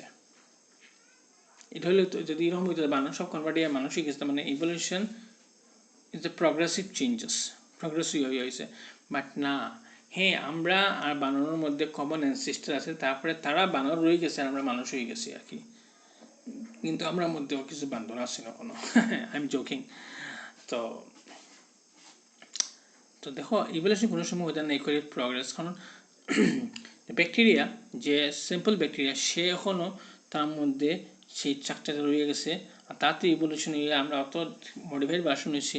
তো এরকম কইতে পারি যে সে এখনও মানে ফিট নয়, সেও ফিট এনভায়রনমেন্টে। কিছু কিছু ব্যাকটেরিয়া আছে অ্যানারোবিক কন্ডিশনে থাকতে পারে, অ্যানারোবিক ব্যাকটেরিয়া মানে অক্সিজেন ছাড়াও থাকতে পারে, কিন্তু আমরা পারবো না, আমরা যতই মডিফাইড আমরা পারতাম না অক্সিজেন ছাড়া থাকতে।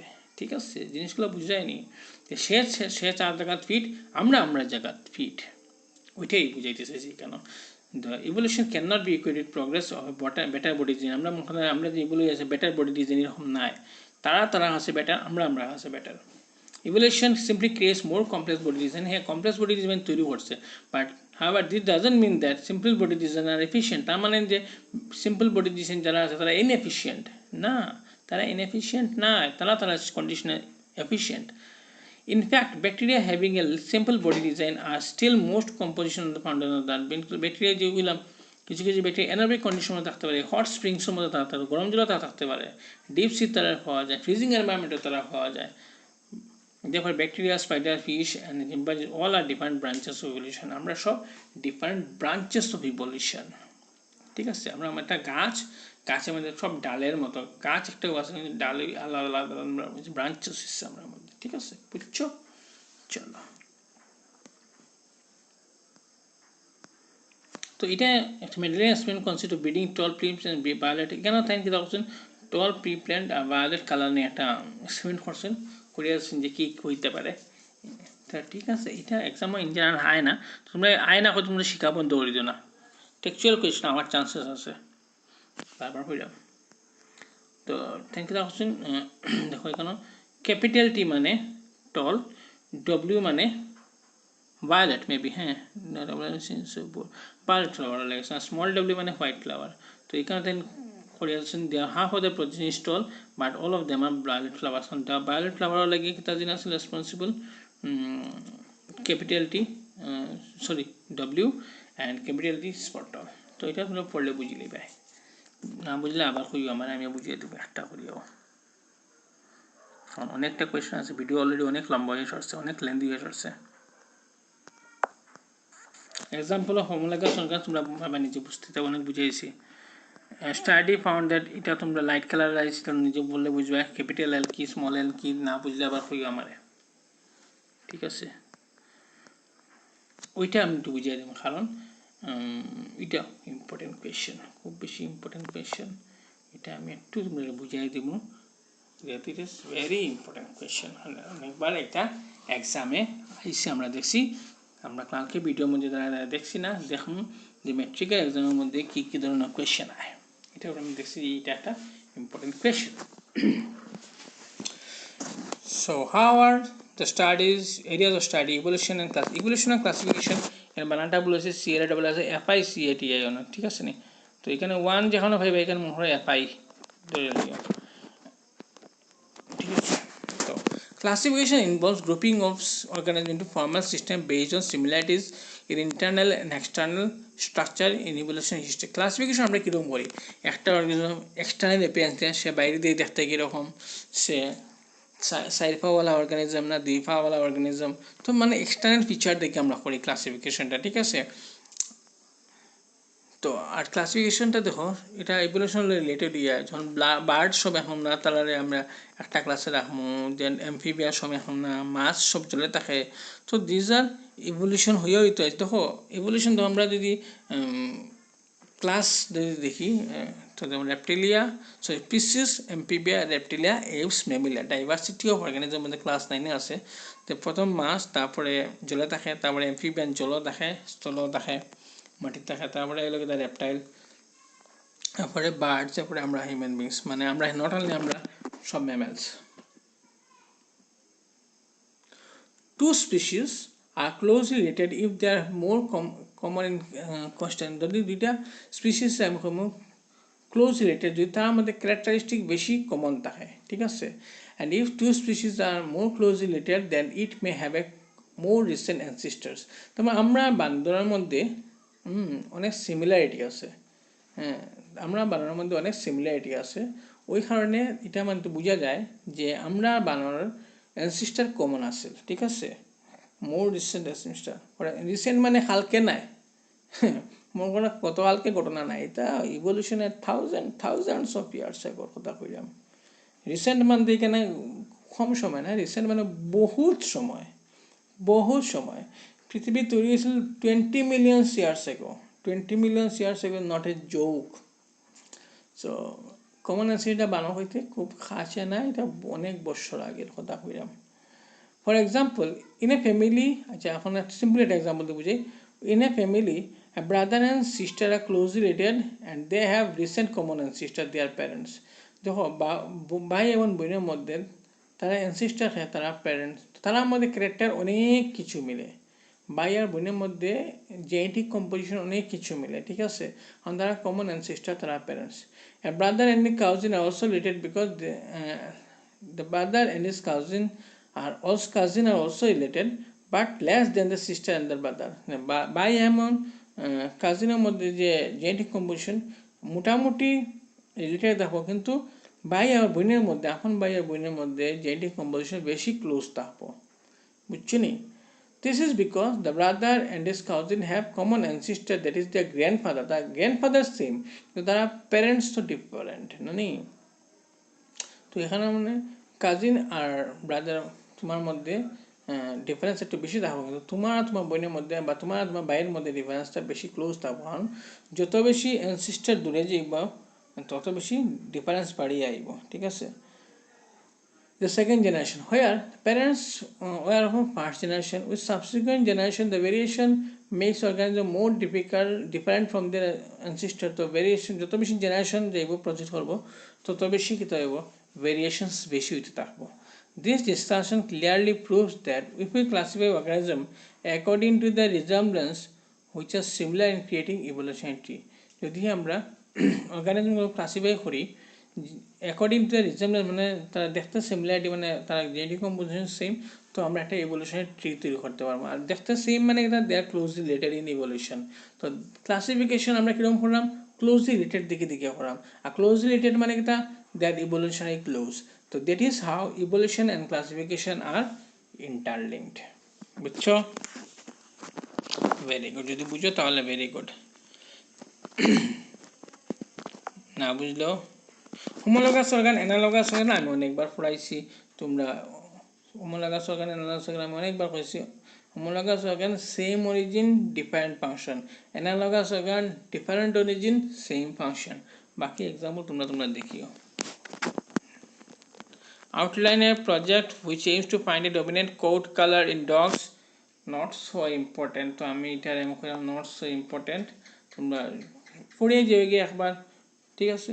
পরীক্ষাতে আয় না যে পড়িয়ে যাবে, যদি ওর যদি তাহা না বালাতে তো দিতে লাগবো, পড়িয়ে যাবে গিয়া, তো নট সো ইম্পর্টেন্ট, কোনোদিনও আইসে না, দেখছে না, টেস্টও ইনফ্যাক্ট দেয় না এটা, ঠিক আছে? একটা কোয়েশ্চেন আবার আইলো, explain the importance of fossils in deciding evolutionary relationship. আগে একটা আমরা করছি ফসিলে কী হবে, ওইটা শর্টটা 2 মার্ক এলে 1 মার্ক লেটা দিলেও, যদি বেশি বড় হয় তো এটা আমরা দিতে লাগবো আর কি। আর তো 2-3টা বড় বড় আছেও, না আছে 2-3টা বড় বড় আছে, দেখলে বরাবর দিকে ড্রাও হলেন, তোমরা ডরাইবে কোনো কিছু নাই, আমি তো আসছি তোমার লগে। কোয়েশ্চন গেল গিয়ে নেবে। Explain the importance of fossil in deciding evolution. Evolutionary relationship যে আমরা যে ইভলভ হয়ে আইছি, এটা ডিসাইড করতে আমরা ফসিলে কীভাবে সাহায্য হবো, এটা হলো কোয়েশ্চন। ফসিলে কীভাবে সাহায্য হবো আমরা ইভলিউশনারি রিলেশনশিপ খুঁজে আনতে। তো দেখো সেন্টেন্সগুলো খুব সোজা ল্যাঙ্গুয়েজ আমি দিই তোমরা। Fossils are the remain of the organism that once existed in the planet Earth. ফসিলগুলো খারা যে কোনো এক সময় তারা এই পৃথিবীর মধ্যে আসিল। They represent the ancestors of the plants and animals they alive today. তো তারা কেটা করে, তারা হলো অ্যানসেস্টার। আমরা আজকের দিনে যে অর্গানিজমগুলো আমরা আছি, তো আমরা অ্যানসেস্টার কিন্তু আমরা ফসিলসগুলা। তো সিম্পল কইতা কইলে তোমরা হয়তো আসবে আমার নিয়ে কইবা এটা একটা পসিবল নেই। খোলা আমরা খোলা খাই, আমরা প্ল্যান্টস আমরা ব্যাং খাই, সরি ব্যাং খাই না, ব্যাং আমরা দেখছি, রেপটাইলস আমরা যে বার্ডস, তো তারাও আমরা কোনো না কোনো ক্ষেত্রে তারা আমরা রিলেটিভ। তারাও আমরা কিন্তু রিলেটিভ। কাউ আমরা রিলেটিভ, এলিফেন্ট আমরা রিলেটিভ, মানবাই তোমার করে আইলে তারা they are also our relative in the evolutionary terms, they are also our relative. monkey তো আমরা close relative রে বা monkey আমরা close relative। কোনো না কোনো সময় খোলা আমার হাকু আছিল, আমার নাই, আমার হাকু নাই খোলা। সো আমি জাস্ট ঢং করা, আমি তো এটা রিয়েলিটি আছে যে ইভলিউশনের মধ্যে কোনো না কোনো সময় ওই অর্গানিজমগুলো আমার রিলেশনও আছে, তার আমরা হয়তো রিলেশন আমরা এখান থেকে আইছি না নি। So the represent of ancestor, they represent the ancestor of the plants animals alive today. আজকে যে অর্গানিজমগুলো আসিল বা আছে, তো তারা খেতে আসলে আমরা লোক একটা সম্পর্ক আছে। They provide evidences of evolution by revealing the characteristics of the past organisms and the changes that have occurred in these organisms give rise to present organisms. তারা আমরা একটা জিনিস বুঝতে সাহায্য করে যে তারার মধ্যে তারা কাছে আর আমরা কাছে সাপোজ যে চেঞ্জেসগুলো আইছিল, চেঞ্জেসগুলো খেনে আইছিল, কারণ ওই এনভায়রনমেন্টে আমরা সার্ভাইভ করার লাগিয়া আমরা মধ্যে ভেরিয়েশনস আইছিল। আজকের দিনের অর্গানিজমের মধ্যে আর সাপোজ আজকে যদি একটা মানে হিউম্যান বিং পাওয়া যায় মেবি 10,000 ইয়ার্স আগেও, 10,000 বছর আগে, তা তারার মধ্যে আমরা মধ্যে যদি আমরা ডিফারেন্স দেখি, তারার মধ্যে আমার মধ্যে অনেক ডিফারেন্স থাকবে। হ্যাঁ আমরা হিউম্যান বিং ঠিকই থাকবো, কিন্তু তারার মধ্যে আমার মধ্যে ডিফারেন্স থাকবে। তারা আমরা খুঁজে দেবো তারার মধ্যে এই জিনিসটা আসলে আমার মধ্যে এই জিনিসটা আস্তে আস্তে আইসে, তারার মধ্যে এই জিনিসটা আসলে আমার মধ্যে আজকে এই জিনিসটা আস্তে আস্তে নাই। যেগুলো ভেরিয়েশনে আমরা সার্ভাইভ করতে সাহায্য হবো এটা নতুন করে অ্যাড হইব, আর যেগুলো ভেরিয়েশন আমরা মানে হার্মফুল হইব ওইটা আমরা আস্তে আস্তে আস্তে মানে মিসিং এটা থাকবো। বুঝছো জিনিসটা? যে ভেরিয়েশনে আমরা সার্ভাইভাল রেট বাড়াইব যে কোনো অর্গানিজমের, সেই ভেরিয়েশনটা ডেভেলপ হব দিন প্রতিদিন। আর যে ভেরিয়েশনটা আমরা সার্ভাইভাল রেট কমাই দিব, বাঁচার ক্ষমতাটা কমাই দিব, সেই ভেরিয়েশনটা ধীরে ধীরে বিলুপ্ত হইতে থাকবো। তো ফসিলস থেকে আমরা বুঝবো না কী কী চেঞ্জেস হয়েছিল সময়ের সাথে সাথে, হ্যাঁ, আগের অর্গানিজম আর আজকের দিনের অর্গানিজমের মধ্যে। তো let us explain the importance of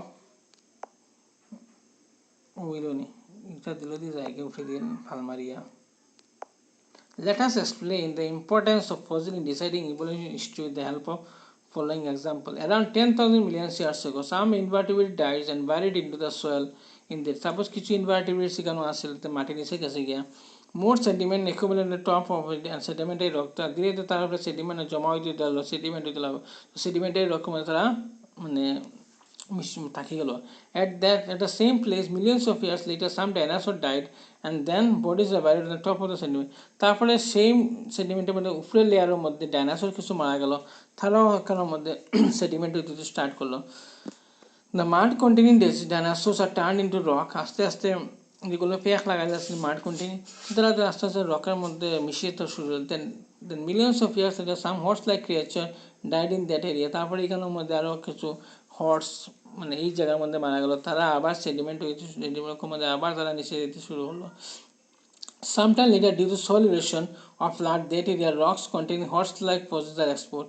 তারপরে কি হলো, মেবি বিকজ অফ ফ্লাড বা টেকটনিক প্লেস মুভমেন্ট বা ইরাপশন বা ফ্লাডের কারণে এই জায়গাতে উপরের সেডিমেন্টসগুলো ধীরে ধীরে সরতে শুরু হলো। উপরের লেয়ারগুলো ধীরে ধীরে সরতে শুরু হলো। এই লেয়ারগুলো যদি এক্সকাভেটেড করা হয়, এক্সকাভেটেড তোমরা বুঝো নিশ্চয়। At the same place, millions of dinosaurs, okay, sometime later due to soil erosion or flood in that FLW flood এখানে 01 flood যতক্ষণ পাইবে 1 by এরকম FL দিলেইবে, ঠিক আছে। the rocks contain horse like fossils are exposed. ধীরে ধীরে দেখবো যদি ওই জায়গাটা এক্সকাভেটেড করা হয়, মানে ওই জায়গা মানে যদি এক্সকাভেটেড ওখানে ডিগিং করা হয়, কুচানি হয়, তো কিন্তু এটা একটা সায়েন্স আছে, দিস প্যালেন্টোলজি, আমরা study of fossil is called palaeontology আমরা কই। কিছু সায়েন্টিস্ট আছেন মানে তারা স্কলার আছেন, তারা সবসময় এটা করার থাকে, সেডিমেন্টারি রসগুলো তারা ডিগ করে এক্সকাভেট করে ধীরে ধীরে তারা খুঁজে বের করে যে এখানে কোনো অর্গানিজম আসেনি আগে থেকে। If that area are excavated deeper the dinosaur inverted fossil can be found, এখানে ডাইনোসর বা ইনভার্টেড পাইতে পারি। By digging that area scientist can easily predict the horse like animal involved other than the latter. তো এখান থেকে বোঝা যাইব যে আগে ডাইনোসর এসে তারপরে হর্স আছে, কারণ সবের নিচে খেয়ে আসে ইনভার্টিব্রেট, অবভিয়াসলি ইনভার্টিব্রেট আগে আসে, তারপরে ডাইনোসর, মানে ডাইনোসর তারপরে লেয়ার, তার মানে ডাইনোসর ইনভার্টিব্রেটের পরে আসে, তারপর ইনভার্টিব্রেটের পরে তোমার হর্সের লেয়ার মানে উপরে আর কি, তার মানে হর্সের আগে ডাইনোসর আসে, তার আগে আসে ইনভার্টিব্রেট। তো এখান থেকে আমরা যদি এক্সকাভেট করে করে যাই, তো এখান থেকে একটা স্টাডি পাইমু যে আমরা বুঝবো যে খেয়ে খাওয়ার আগে আসে, ঠিক আছে। Thus, examples suggest that fossils found closer to the earth's surface are more recent than the fossils present in the deeper layer. Deeper layer যেগুলো অর্গানিজম সেডিমেন্টারি রকের, ওইগুলো ইভলিউশন অনেক আগে আইছে, আর মিডিলে যারা তারা মিডিল টাইমে আইছে, আর একদম টপ সারফেসে যেগুলো অর্গানিজম ফসিলস, তো এগুলো এটা রিসেন্ট মানে এটা রিসেন্ট না, গত কালকের কথা নাই, ইটস মেগান 10 মিলিয়ন থাউজেন্ডস অফ ইয়ার্স এর কথা বললাম, ঠিক আছে। তো বুঝছো, তো এটা এখন মেবি তুমি শিখতে পারবে।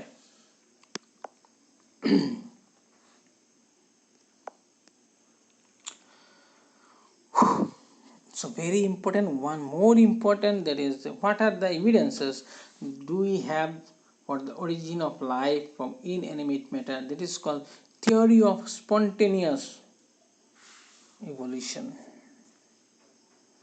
একটা যেটা আমরা পড়ছিলাম যে অরিজিন অফ লাইফ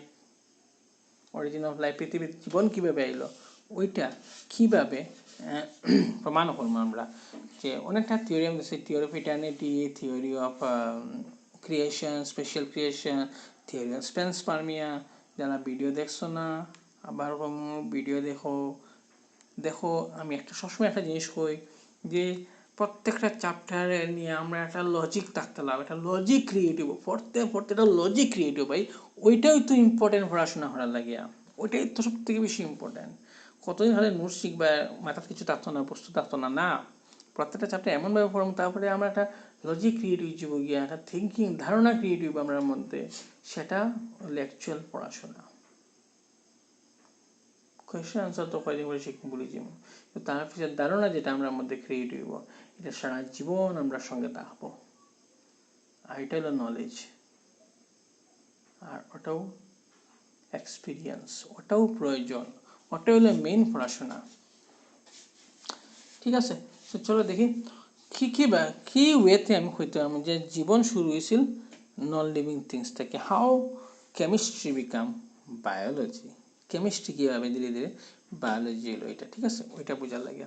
তো এটা বোঝার লাগে আমরা বুঝবো যে একটা এক্সপেরিমেন্ট দুজন সায়েন্টিস্টের অবস্থা, ইউরে অ্যান্ড মিলার অ্যান্ড ইউরে এক্সপেরিমেন্ট, কিন্তু এইতে জীবন যে শুরু হয়েছে যে নন লিভিং সাবস্টেন্স থেকে, এটা ফার্স্ট টাইম একটা ব্রিটিশ সায়েন্টিস্ট জেবিএস হেলডিনে সাজেস্ট করছিল যে life originate from simple inorganic molecules. তাই বিশ্বাস করতে, I believe that when earth was formed it was a lot of gaseous matter containing this nitrogen oxygen carbon। তাই বিশ্বাস করতে পৃথিবী যখন শুরু হয়েছিল তখন এইগুলো ইনঅর্গানিক ম্যাটার আছে, যেমন নাইট্রোজেন অক্সিজেন কার্বন এই পৃথিবীর মধ্যে আছে।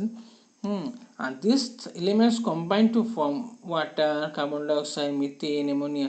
তারপরে এইগুলো ধীরে ধীরে কম্বাইন হয়ে মানে মিলিয়ে আর কি, আমরা কেমিক্যাল কম্পোজিশন জানি কীভাবে হয়, অনেক কিছু জানি। তো এইগুলো সিম্পল মলিকুল তৈরি হয়েছিল, ওয়াটার যেমন তৈরি হয়েছিল, কার্বন ডাইঅক্সাইড তৈরি হয়েছিল, মিথেন তৈরি হয়েছিল, অ্যামোনিয়া তৈরি হয়েছিল, আর ওইগুলো থেকে ধীরে ধীরে জীবন আবার শুরু হয়েছিল। ঠিক আছে, এটা তার ধারণা আছে, কিন্তু তাই কোনো এক্সপেরিমেন্টের প্রুফ করছেন না জেবিএস হেলডিনে। ঠিক আছে, কিন্তু আরেকজন সায়েন্টিস্ট আসলাম, আর দুজন সায়েন্টিস্ট আসছেন, সেই তার ধারণাটাকে তারা এক্সপেরিমেন্টালি প্রুফ করছেন। কীভাবে চলো দেখিলাই।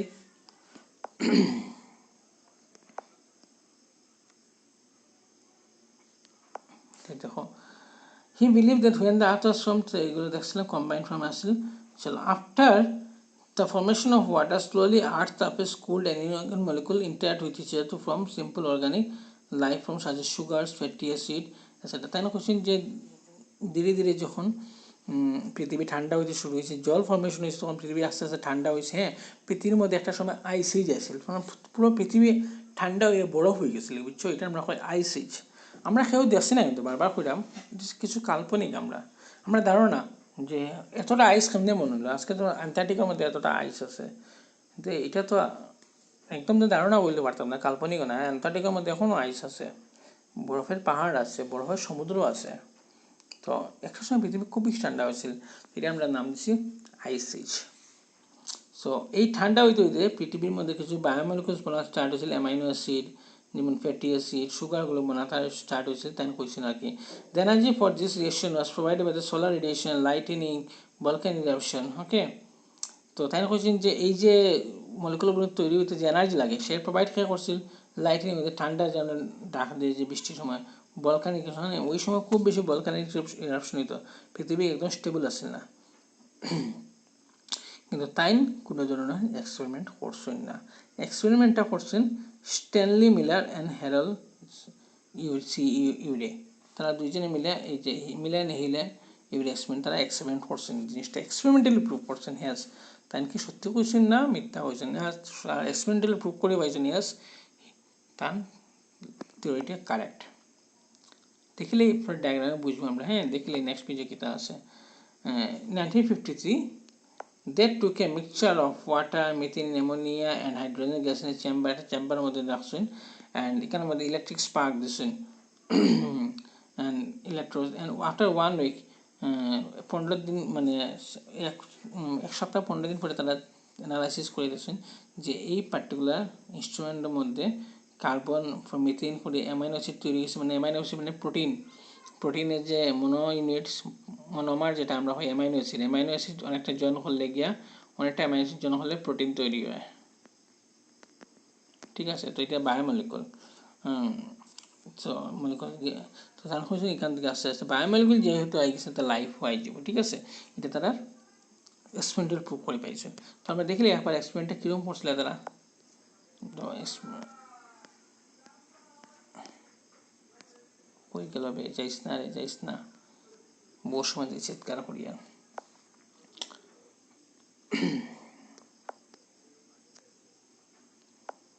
দেখো এটা হলো তার experimental set up Miller and Urey experimental set up তারা হচ্ছে একটা জলের চেম্বার ছিল গরম জল করছেন এখানে একটা চেম্বার রাখছেন চেম্বারের মধ্যে থাকে তখন মিথেন CH4 অ্যামোনিয়া হাইড্রোজেন রাখছেন এই তো দুইটা ইলেকট্রোড লাগালে current pass on high energy মানে লাইটেনিং যেটা ন্যাচারাল লাইটিং ধরুন কারেন্ট স্পার্ক করার লাগিয়া হ্যাঁ মানে সেই এটার ভিতরে এনভায়রনমেন্টটা আনস্টেবল করার লাগিয়া হ্যাঁ আর এখানে একটা কন্ডেন্সার লাগিয়েছে মানে এখান থেকে যে গ্যাসগুলো বেরিয়ে আসবে এখানে এখানে গ্যাসে ঠান্ডা হইতো এখানে কন্ডেন্সারের মধ্যে লাগিয়ে ঠিক আছে কন্ডেন্সার মানে ঠান্ডা করার লাগিয়া তো তারা এক সপ্তাহ এরকম রাখিয়েছেন তারপরে তারা গেছেন ওই যে বিখারের মধ্যে তারপরে অ্যানালাইসিস করছে সলিউশনটা আইছে জলটা ঠান্ডা হয়ে আইছে যেটা তা শুন এই বিখারের মধ্যে ঠান্ডা জল যেটা আছে এটার মধ্যে বায়োমলিকুল মানে প্রোটিন অ্যামাইনো অ্যাসিড মানে অ্যাসপার্টিক অ্যাসিড গ্লাইসিন কিছু অ্যামাইনো অ্যাসিড এগুলো ফর্ম হয়েছে তারা বুঝছেন যে ইয়েস লাইফ এইভাবে হয়েছে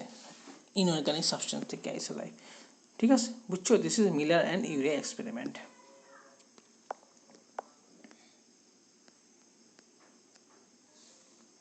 To explain how sexual reproduction gives rise to more viable variation than asexual reproduction, how does this affect the evolution of those organisms that reproduce sexually? দেখো আমি আগেও বলছি যে সেক্সুয়াল রিপ্রোডাকশনের মধ্যে ভেরিয়েশন থাকবো কারণ বিকজ সেক্সুয়াল রিপ্রোডাকশনের মধ্যে অর্গানিজমটা ফর্ম হয় because of the introduction of two different types of genes from two different types of gametes simple কইলে সেক্সুয়াল রিপ্রোডাকশন মানে union of gametes from father and mother মানে টু ডিফারেন্ট জিন আইব 50% father তুই আইব 50% আরও জিন যেটা মাদার তুই আইব তো এখানে মানে ভেরিয়েশন থাকবো আর ভেরিয়েশন যত থাকবো অত বেশি অর্গানিজমটা সার্ভাইভ করার রেট বাড়িয়ে যাব ফরিয়া দেখো বুঝবা যদি বুঝো না আমার খোঁজো আবার আমি লাগলে পার্টিকুলার একটা ভিডিও বানিয়ে তোমরা বুঝিয়ে দেবো হ্যাঁ এই ভিডিওটা অনেক লম্বা হয়ে যায় অনেক লেন্দি তো how is the equal genetic contribution of male and gene ensure মানে equal 50% ফাদার থেকে 50% মাদার থেকে এটা এনশিওর কিরকম হলো এটা অলরেডি বুঝানো হয়ে গেছে how sex is determined ওখানের মধ্যে বুঝিলেই পারে 23 pair from the father 23 pair from the mother 23 not pair sorry 23 not pair 23 chromosome 22 plus X or 22 plus Y from the father and 22 plus X from the mother মিলিয়া নতুন organism তৈরি হয় আর আমরা chromosome number 46 যেটা তা any how maintain করা হয় but কিছু কিছু ডিজিজের মধ্যে এটা একটা প্রবলেম হয়ে যায় যেমন ডাউন সিনড্রোম ক্লিনফিল্টার সিনড্রোম মানুষ সময় জেনেটিক ডিজিজ হয় তো এটা অন্য জিনিস এটার মধ্যে যে এই জিনিসটা মেনটেন হয় না কোনো সময় এক্সট্রা ক্রোমোজোম হয়ে যায় পলিপ্লয়েডি হয়ে যায় গিয়ে কোনো সময় মনোজমি নালিজমি হয়ে যায় গিয়ে তো এটা ডিজিজ হয় কমে গেলেও ডিজিজ হইব বেশি হয়ে গেলেও ডিজিজ হইব তো how equal genetic contribution male ensured in the progeny কীভাবে হয় এটা আমরা কইছি যে জার্ম সেলসের মধ্যে মিওসিস হয় মিওসিসে ক্রোমোজোম নাম্বার রিডিউস করে দেয় প্যারেন্টসের মধ্যে তো সো দ্যাট জার্ম সেল যখন ম্যাচ করে আবার তারা 46 নাম্বার তৈরি করে আর নতুন অর্গানিজম রাইজ করে এটা নিশ্চয়ই তোমরা বুঝবে Only variation that confer an advantage to individual organism will survive in a population. Do you agree with the statement? Why or not? এরকম কোনো সত্য কথাও নাই ইন স্পিসিস তো লেখা গেছে তো পড়লি in species variation that offer survival advantage natural select যেগুলো ভেরিয়েশনে সার্ভাইভাল রেট বাড়াই দেয় দে আর ন্যাচারালি সিলেক্ট মানে ন্যাচারালি সিলেক্ট করা যারা individuals adjust to the environment with the help of this selected variation and consequently this variation are passed on to their progeny যদি একটা ভেরিয়েশনের কারণে একটা অর্গানিজম সেই এনভায়রনমেন্টে সার্ভাইভ করতে পারে সে তার সেই ভেরিয়েশনটা নেক্সট জেনারেশনে দেওয়া যাইব আর এটা ন্যাচারালি সিলেক্টেড হইব evolution of organism ochre as a result of naturalisation আজকে যে ইভলভ হয়ে আজকে ডাইনোসর নাই এখানে ন্যাচারাল সাইজে না ডাইনোসর থাকতো শেষ মাত ন্যাচারাল যদি চাই না আমরাও থাকতাম এই পৃথিবীতে আমরাও থাকতাম না আজকে সিম্পল একটা ডিজিজ যেটা আছে আমরা করোনা ডিজিজ একটা way of natural selection natural select করে খেয়ে বাস্ত খেয়ে না খুব সুন্দর কথাটা বুঝো আজকে যে কোভিড-19 ডিজিজ যেটা এটাও কিন্তু আমরা সিলেক্ট করে হু ইজ ন্যাচারালি ফিট কেউ যে ইমিউন সিস্টেম খুব ভালো সে সার্ভাইভ হবে এমন কোনো কথা নাই আর কেউ যে ইমিউন সিস্টেম খুব বেশি উইক সে সার্ভাইভ করতে না এমন কোনো কথাও নাই যে ন্যাচারালি এখানে সিলেক্ট করবো যে খেয়ে সার্ভাইভ করতে খেয়ে না বুঝছো নি The nature always select the organism who will survive and who will not survive. This is called natural selection. এটা আমি না, ডারউইনে অনেক আগে, চার্লস ডারউইনে অনেক আগে তার একটা থিওরি দিয়ে গেছিলা। এটা আসলে কিতা theory of natural selection and survival for the fittest. সেই ইমিউন সিস্টেম উইকলিও ফিট হইব, সেই ইমিউন সিস্টেম স্ট্রংলিও ফিট হইত না ফর দ্য COVID-19, যেটা আমি কইলাম simple. It is correct. However, there can be some other variation that do not offer survival advantage and arise only accidentally. কিছু কিছু ভেরিয়েশনের সার্ভাইভাল রেটে আপনার বাড়ার ইনফেক্ট কমাই দিতে রেড বিটেলও ক্ষেত্রে হয়েছিল. Some variation in small population can change the frequency of genes even if they are not important for survival.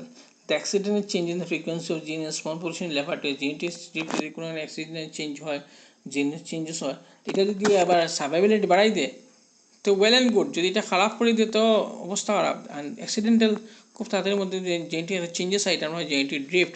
The genetic drift provides diversity variation without survival advantage. Diversity বাড়িতে যদি nature লগে হয় survival advantage পাইব অর্গানিজমে, নেচারের এগেনস্টে নিলে survival advantage পাইতো না। জেনেটিক বুঝছো না বুঝছো না, যদি জেনেটিক বুঝে না, সাপোজ একটা আমি এক্সাম্পল দিই, সাপোজ একটা আইল্যান্ড, এখানের মধ্যে ব্ল্যাক পিপল তখন সব মানুষ ব্ল্যাক, ঠিক আছে। এখন কিছু হোয়াইট মানে মেবি মানুষ শেষ হয়ে গেলা, তারা এখানে থাকা শুরু করলা, তারা এখানে মানুষের ব্ল্যাক চলে, তারা ইন্টারকোর্স মেটিং মানে তারা ওয়াইফ হাজব্যান্ড বিয়া ঠিক হইলো, ঠিক আছে, তারা অনেক জেনারেশন থাকলো কেন, তো ওই যে নতুন করে একটা জিন ইন্ট্রোডিউস হয়েছে, it is called genetic drift. এখন যদি সেই অর্গানিজমগুলো যদি ন্যাচারালি সিলেক্ট করে তারা যদি সার্ভাইভ করতে পারে তো ওয়েল অ্যান্ড গুড। আর যদি দেখা যায় না নিউজ জিন যেগুলো হয় সেগুলো সার্ভাইভ করে না, তো দে রিজেক্টেড। সো ওয়ান শর্ট যদি হই, this is call theory of natural selection. Naturally select who will survive and who will not. So I think মনে হয় আর নাই, শেষ। দেখো আমি অনেক চেষ্টা করছি তোমরা জিনিসগুলো বুঝাইবার লাগিয়া, আমি অনেক একটা লং ভিডিও করছি তোমরা লাগিয়া। তো আই হোপ তোমরা ভিডিওগুলো দেখবাই, জানি না তোমরা কতটা যে দেখবাই সে পাক্কা ক্লিয়ার হয়ে যাবে আজ্ঞা। আমি কইলাম তো গ্যারেন্টি দেখলাম, যেগুলো সব ভিডিও তোমরা দেখো আর এই ভিডিওটা দেখো, ইউ আর দ্য পাক্কা ক্লিয়ারি অফ দিস চ্যাপ্টার। যে কোনো কোয়েশ্চেন যে কোনো অ্যাঙ্গেল থেকে যে কোনো সময় তোমরা আনসার দিতে পারবে, যদি খালি ভিডিও দেখে দেখো আর থিঙ্কিং রাখো। ভিডিও দেখলে হয়তো না, চিন্তা করে ভিডিও দেখো, যদি you will be able to answer any question if somebody asks you from this chapter at your standard. আমি আর কিছু বললাম না, ঠিক আছে। তোমরা এই চ্যাপ্টারের মধ্যে পুরা রাজ করতে পারবে মানে, ঠিক আছে, খুব বেশি ভালো জিনিসটা বুঝবে। আর যদি বুঝিলাও তো কোয়েশ্চেন আনসারগুলো শেখাও লাগে না, একবার দুবার পড়লে বুঝে যায়। আর আই হোপ চেষ্টা করি কোনো প্রত্যেকটা কোয়েশ্চেন আনসার বুঝেইবা, তোমরা শিখতেও সুবিধা হইব, ঠিক আছে। আর কাইন্ডলি ভিডিওগুলো পুরা দেখিও, হ্যাঁ, সো দ্যাট আমার কষ্টটা কাজে লাগবো আর তোমরা লাভ হইব, ঠিক আছে।